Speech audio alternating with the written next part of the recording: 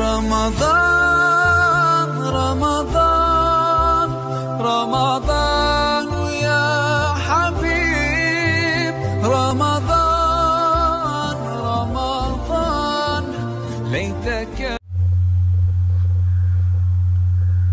رمضان المبارک میں شب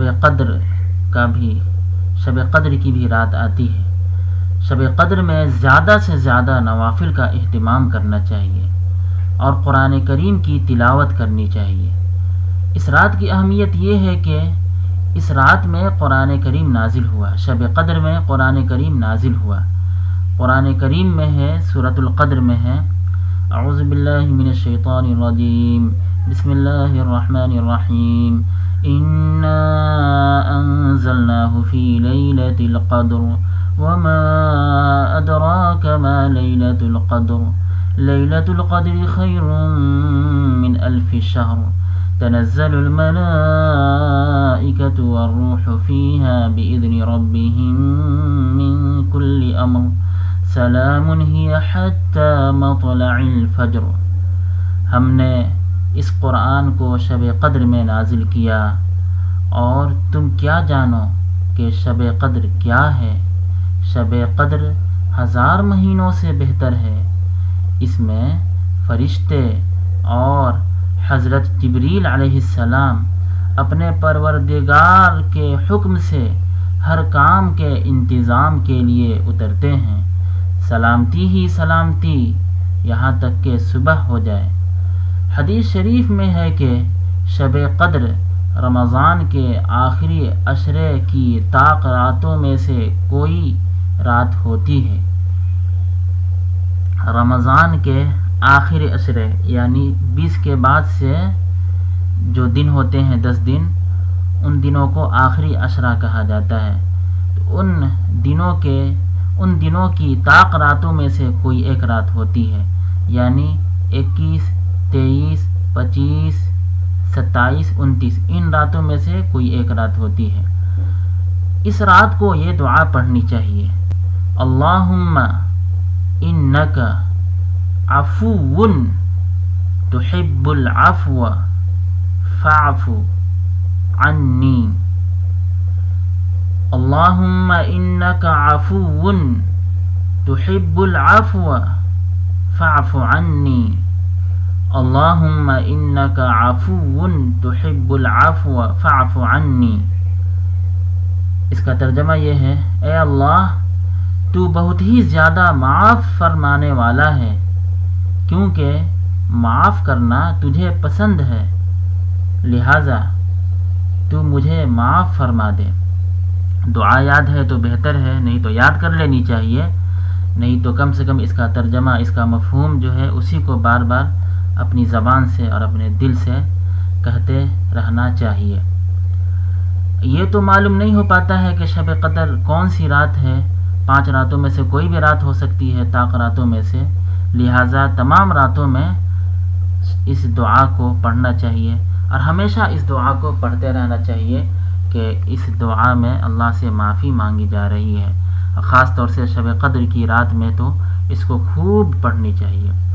حضرت انس رضی اللہ تعالی عنہ فرماتے ہیں کہ ایک سال رمضان آیا تو نبی کریم صلی اللہ علیہ وسلم نے فرمایا، تم لوگوں پر ایک مہینہ آیا ہے جس میں ایک رات ہے جو 1000 مہینوں سے افضل ہے.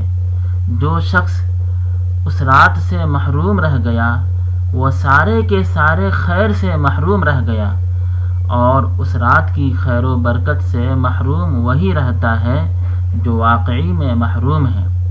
وہ رات 1000 مہینوں سے افضل ہے، یعنی اس رات میں اگر عبادت کر لی جائے تو وہ ایسا ہے جیسا کہ 1000 مہینوں سے بھی زیادہ راتوں میں 1000 مہینوں سے بھی زیادہ راتوں اور دنوں میں عبادتیں کی گئی. رمضان کے آخری عشرے میں اعتکاف کرنا چاہیے.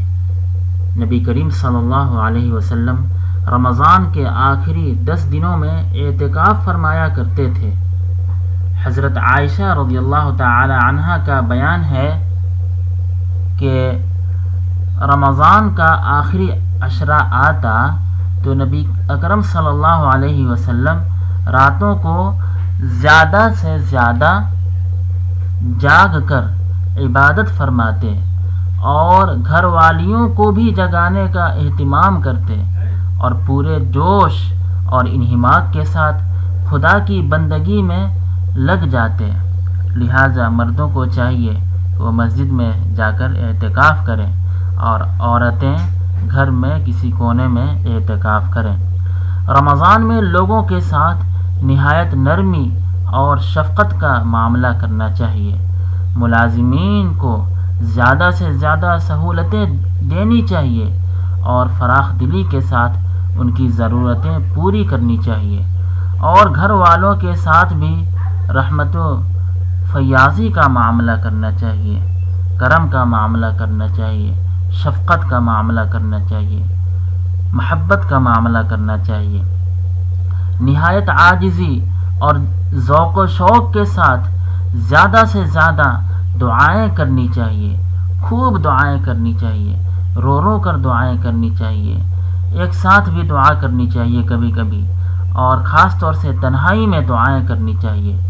در منصور میں ہے کہ جب رمضان کا مبارک مہینہ آتا تو نبی کریم صلی اللہ علیہ وسلم کا رنگ بدل جاتا تھا اور نماز میں اضافہ ہو جاتا تھا، نماز کی کثرت ہو جاتی تھی، خوب نمازیں پڑھنے لگتے تھے اور دعا میں بھی عاجزی فرماتے تھے اور خوف بہت زیادہ غالب ہو جاتا تھا، اللہ سے بہت ڈرنے لگتے تھے اور خوب تواضع کے ساتھ، تضرع کے ساتھ، رو رو کر خوب گریہ وزاری کے ساتھ دعائیں کرتے تھے۔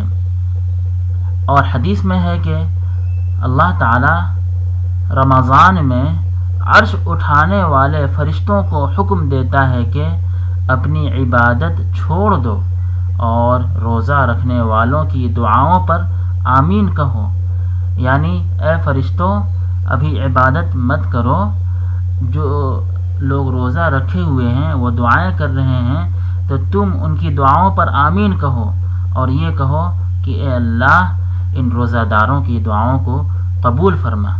بتائیے کتنی عظیم الشان، کتنی رحمت اور برکتیں نازل ہوتی ہیں رمضان المبارک میں، کتنا عظیم الشان مہینہ ہے کہ دعائیں اتنی قبول ہو رہی ہیں۔ صدقہ فطر دل کی رغبت کے ساتھ پورے اہتمام سے ادا کرنا چاہیے اور عید کی نماز سے پہلے ادا کر دینا چاہیے، بلکہ اتنا پہلے ادا کر دینا چاہیے کہ حاجت مند اور نادار لوگ، غریب، فقراء، مساکین سہولت کے ساتھ عید کی ضروریات مہیا کر سکیں اور وہ بھی سب کے ساتھ عیدگاہ جا سکیں اور عید کی خوشیوں میں شریک ہو سکیں۔ حدیث میں ہے کہ نبی کریم صلی اللہ علیہ وسلم نے صدقہ فطر امت کے لیے اس لیے ضروری قرار دیا تاکہ وہ ان بیہودہ اور فحش باتوں سے جو روزے میں روزہ دار سے سرزد ہو گئی ہوں کفارہ بنے اور غریبوں اور مسکینوں کے کھانے کا انتظام ہو جائے۔ روزہ دار روزہ رکھتے ہوئے بہت سے کام ایسے کر جاتے ہیں جو غلط ہوتے ہیں، یعنی روزہ تو نہیں ٹوٹتا لیکن وہ مناسب کام نہیں ہوتے ہیں، کچھ بیہودہ کام بھی ہو جاتے ہیں، کبھی جان بوجھ کر کبھی انجانے میں۔ اگر کچھ ایسا کام کر لیے جس سے روزہ ٹوٹ گیا تب تو روزہ ٹوٹ ہی گیا، لیکن کچھ ایسے کام ہیں جو بیہودہ ہیں اور غلط ہیں لیکن ان سے روزہ نہیں ٹوٹتا ہے، اور کچھ کام ایسے بھی کر لیتے ہیں جو انجانے میں کر لیتے ہیں جو غلط کام ہوتے ہیں۔ تو صدقہ فطر اللہ تعالیٰ نے متعین کیا ہے کہ صدقہ فطر ادا کریں، اس سے کیا ہوگا کہ روزے میں جو غلطیاں ہو گئی ہیں، جو بیہودہ باتیں ہو گئی ہیں، اللہ تبارک تعالیٰ صدقہ فطر کی وجہ سے معاف فرما دے گا اور روزے کو پاک کر دے گا۔ رمضان کے مبارک دنوں میں خود زیادہ سے زیادہ نیکی کمانے کے ساتھ ساتھ دوسروں کو بھی نہایت سوز، تڑپ، نرمی اور حکمت کے ساتھ نیکی اور خیر کے کام کرنے پر ابھارنا چاہیے تاکہ پوری فضا پر خدا ترسی اور بھلائی کے جذبات چھائے رہیں اور سوسائٹی زیادہ سے زیادہ رمضان کی بیش بہا برکتوں سے فائدہ اٹھا سکے۔ اللہ تبارک تعالیٰ سے خوب خوب دعائیں کرنی چاہیے، اور میرے لیے بھی دعا کیجیے کہ اللہ تبارک تعالیٰ مجھے بھی صحیح راستے پر عمل کرنے کی توفیق عطا فرمائے اور رمضان سے خوب خوب فائدہ اٹھانے کی توفیق عطا فرمائے۔ اگر یہ سب باتیں سمجھ میں آ گئیں اور اچھی لگی، ظاہر سی بات ہے کہ سب باتیں اچھی ہیں، تو ثواب کی نیت سے دوسرے لوگوں تک ضرور ان باتوں کو پہنچائیے، شیئر کیجیے تاکہ دوسرے لوگ بھی اس سے فائدہ اٹھا سکیں۔ اور یہ بھی کوشش کیجیے کہ سبسکرائب کیجیے چینل کو تاکہ آئندہ جو بھی ویڈیوز اس چینل میں اپلوڈ کیے جائیں آپ تک پہنچ جائیں اور دین کے تعلق سے زیادہ فائدہ اٹھا سکیں۔